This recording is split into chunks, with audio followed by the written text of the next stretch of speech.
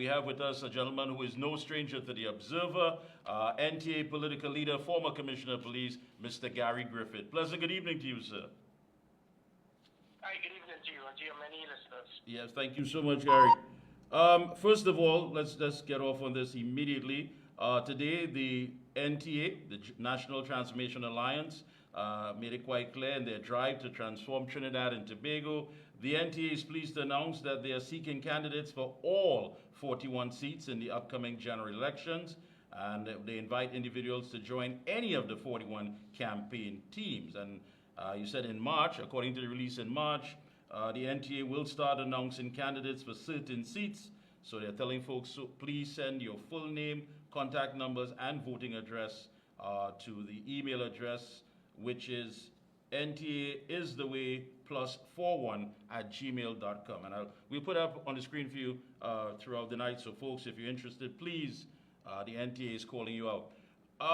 Gary, the NTA seems to be getting out of the blocks early. Many, of course, observers would be saying, is this a matter of making that assessment, political assessment, leading up to the upcoming general elections, that the time to make a move is now?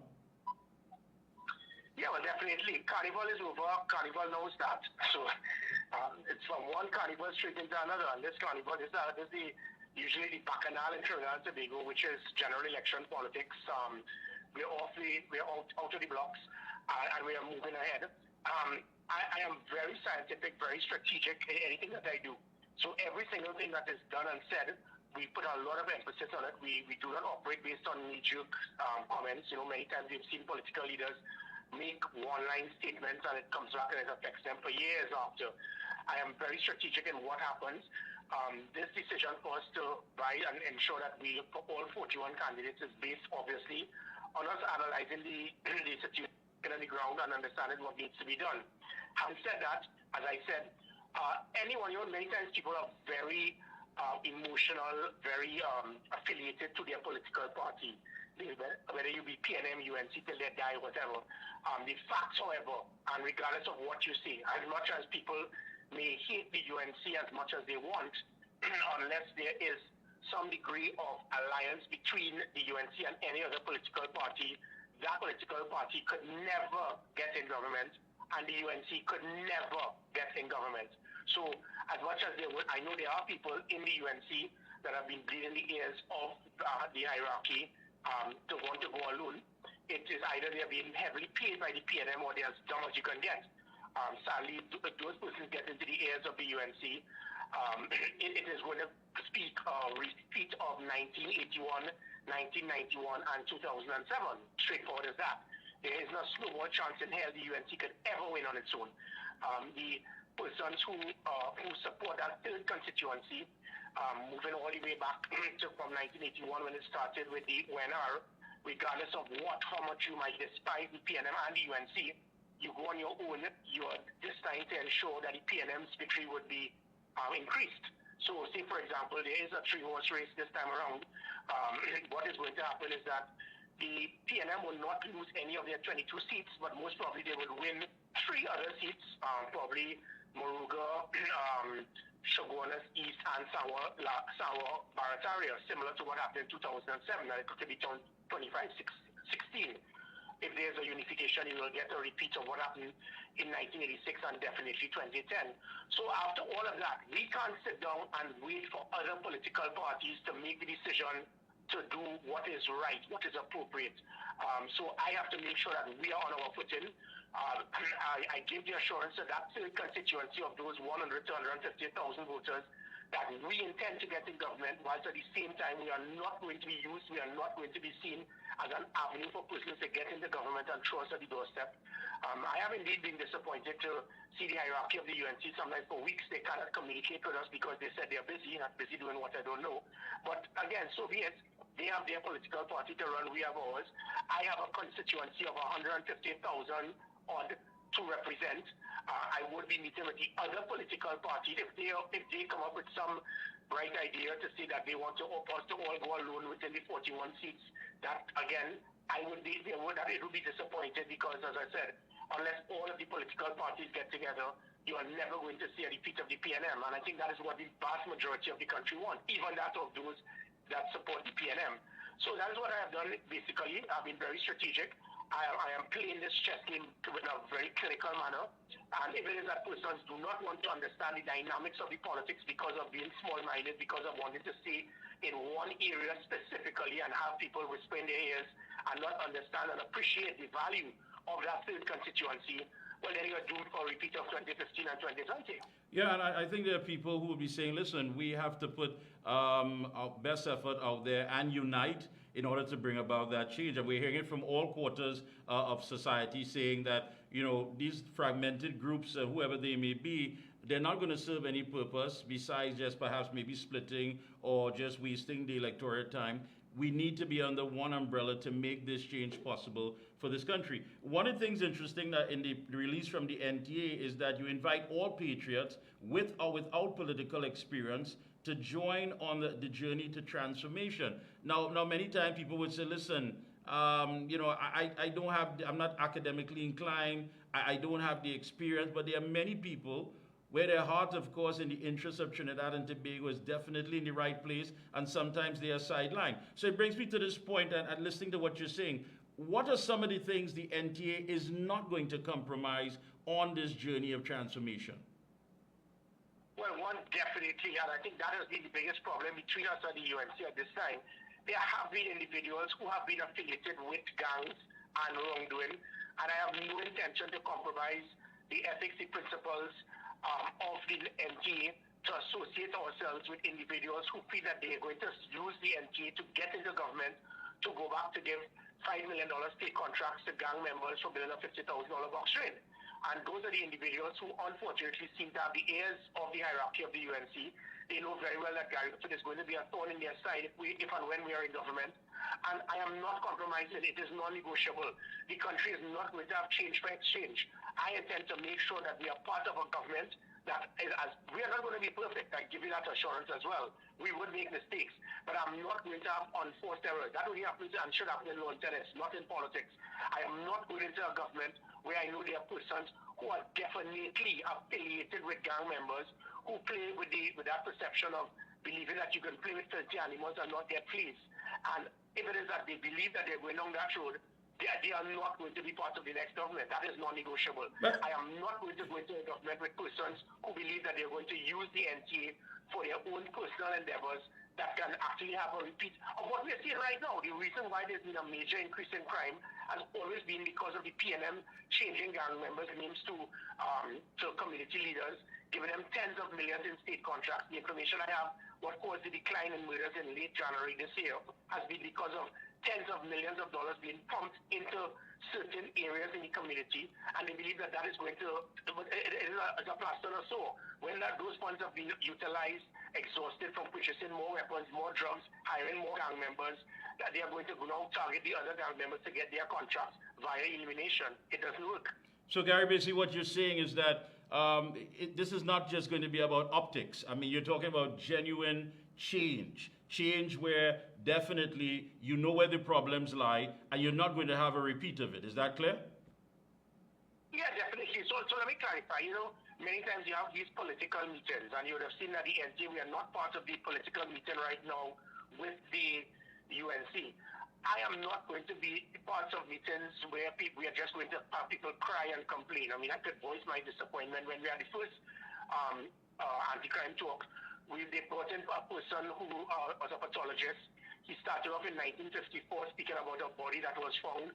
20 minutes later, he moved to 1974 about an individual with the body found in Christina Gans with Abdul Malik.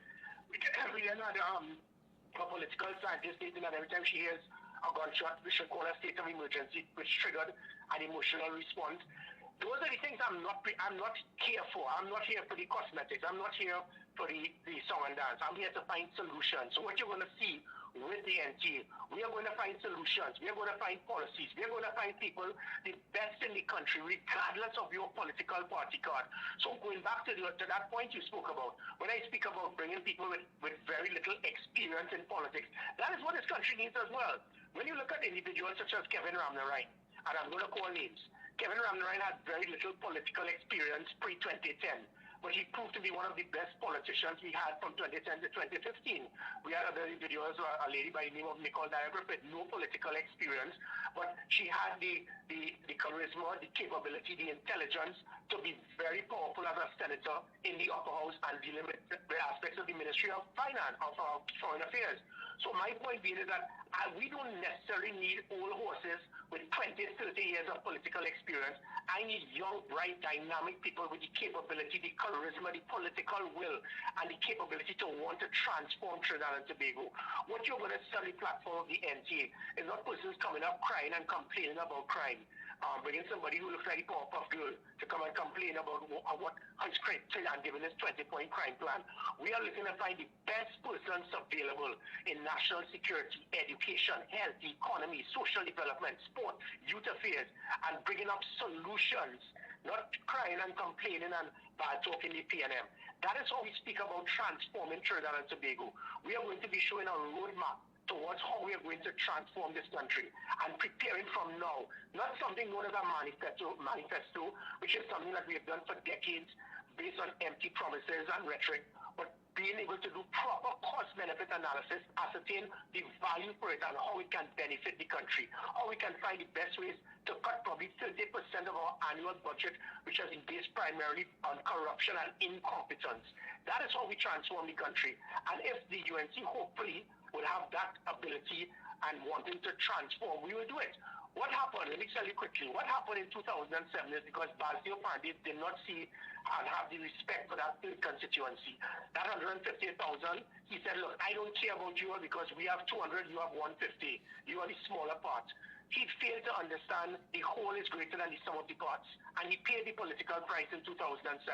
Kamala Prasad Visesa had the ability and the foresight to understand, I have to embrace that third constituency. And she did it in 2010.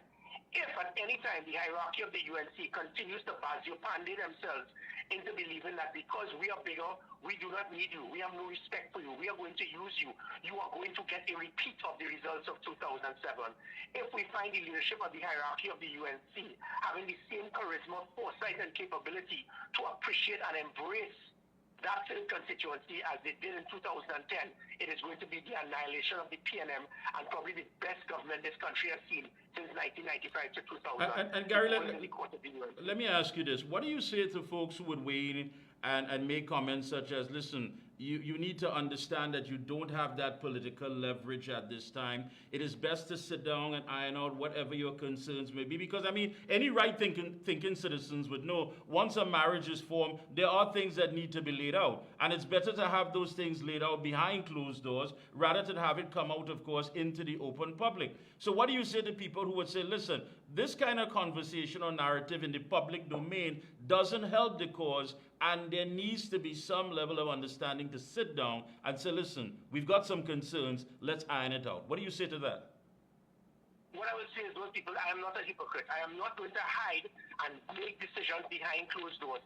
The public must be part of it. The rank and file must understand and appreciate and be part in the decision-making process. That has been the problem, Mikey. For years, we have seen persons go in closed doors. That is what happened in 2010. The COP virtually sold out themselves by 3 people on either side making a decision, and then the UNC automatically having 22 seats, and that was the end of the COP.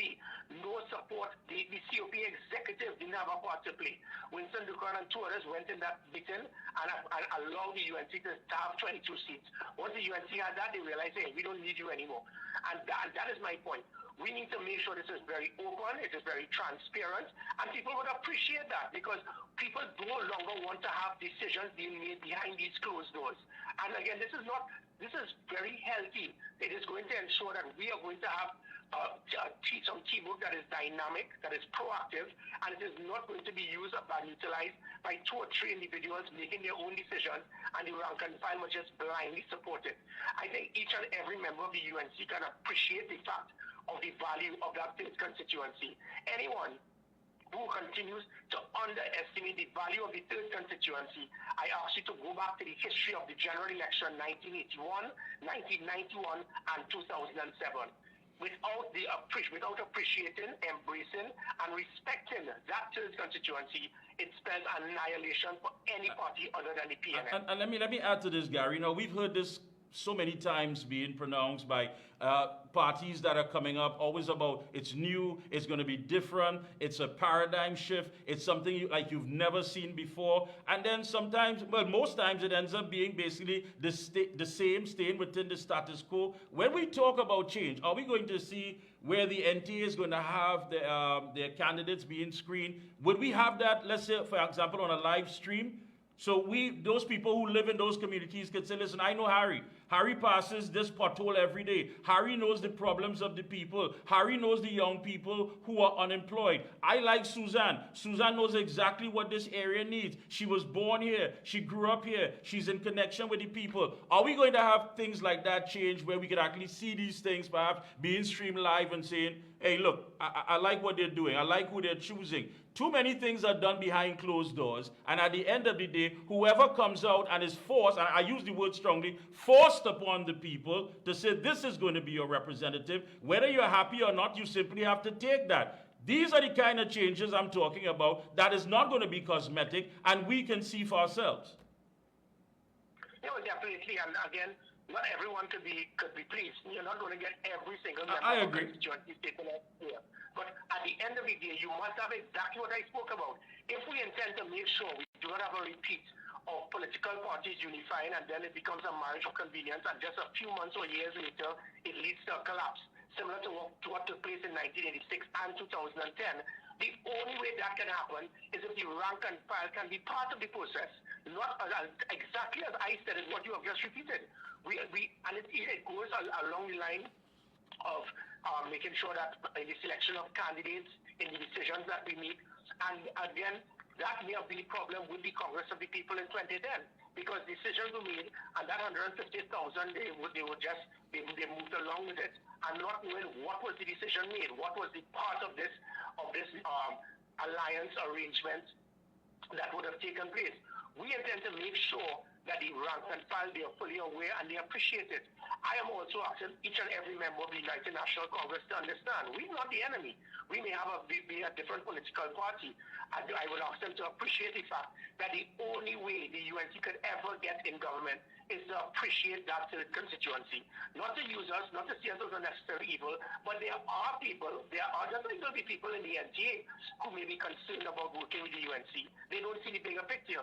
There are people in the UNC likewise that based on jealousy, based on envy, based on just being totally clueless that they don't have the ability to lead, and they see when it is you bring in that constituency, you bring in persons with the ability at times to push you down that pecking order, and because of that, they will whisper in the ears of persons and give the impression that the UNC can win alone. The UNC do not have a snowball chance in hell to win this election on their own. It must be done. It has to be done. But for it to happen, we cannot be playing this type of game where the UNC made an initial call a few months ago and said they are vying for all 41 seats. When you do that, again, it triggers the mind of people. What are you getting at? So I intend to be very strategic. So the same way the UNC have stated that they are going and they have put up for all 41 seats for candidates, we are going to do the same. And when that happens, by and large, if the UNC believes that there's any chance that they could actually maintain all 19 seats, it is not going to happen. You need to appreciate us, not see us as unnecessary evil, not use us.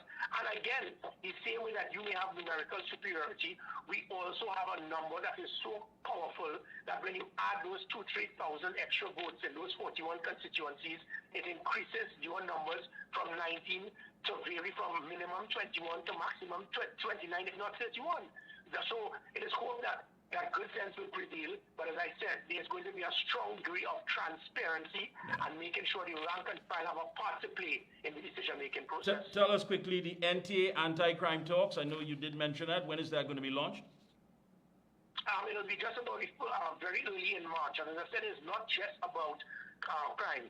We are going to have policies pertaining to the transformation of Trinidad and Tobago. We will be putting out a roadmap, not manifestos with empty promises of we are going to build this causeway and we are going to build this complex and we are going to fix your roads. No, we are going to show how it is that we can transform the Ministry of Transport by reducing expenditure whilst not affecting productivity, how we are going to find ways to improve and boost the economy by reducing unwanted expenses and finding better ways for investment, how we can find policies, programs to ensure that this can be the safest this country can ever be under national security. How we can find systems to have the Ministry of Sport as a core ministry to transform young minds and turn them into not good persons but great citizens. So that is what we are going to have. Not persons come up, cry, complain, give problems. No, we are here to be solution-oriented, to find ways to solve the problems, not to cry and complain. Because by doing that is basically the same crowd that is complaining, and they have a right to. We are not going to bring persons on the platform who are going to complain about crime. We are going to show you the solutions that can be done to fix crime. Understood. Closing comments. I didn't want to touch on the crime thing because I know your focus is on this, and I can hear like your sinus is starting to act up, so I don't want to keep you any longer. Any closing comments? Go right ahead. No, that what I ask is that please understand, at the end of the day, whether you're PNM, UNC, ABC, or XYZ, the enemy are not those individuals with their political party cards. One of the things I tell you, you're going to see a lot of things pertaining to how we intend to transform Trinidad and Tobago. And this involves not just persons who are against the PNM. The PNM is a great party. They have done a lot, and there are persons in the PNM I would love to see being part of the transformation of Trinidad and Tobago. I'll just give you a quick one. For example, state boards. Our state boards, billions would have been spent and lost annually because of corruption and incompetence by persons who are appointed in state boards. We have individuals in state boards who have absolutely no qualification, experience, or training in that state board, but they have the party card of choice. We intend to make sure that state boards, you must have some minimum degree of qualification to make you eligible. And maybe it is that the opposition should have at least 10% of the persons in state boards to monitor what is being done there. And those are the kind of things that you're going to see. Those are the things you're going to hear. I'm not here to give a wish list. I'm here to find solutions to transform Trinidad and Tobago. We are going to be able to do that. Not just the NTA, but persons who believe in that transformation. That roadmap is going to be something that is going to blow the minds of this country. We are not here to cry, to complain, to bad talk the PNM. No, the days of that doesn't help. Our job is to find ways to fix Trinidad and Tobago. Thank you so much, Mr. Griffith, for your time. Best of luck to you and your entire team, and we'll be checking in with you periodically. Thank you so much.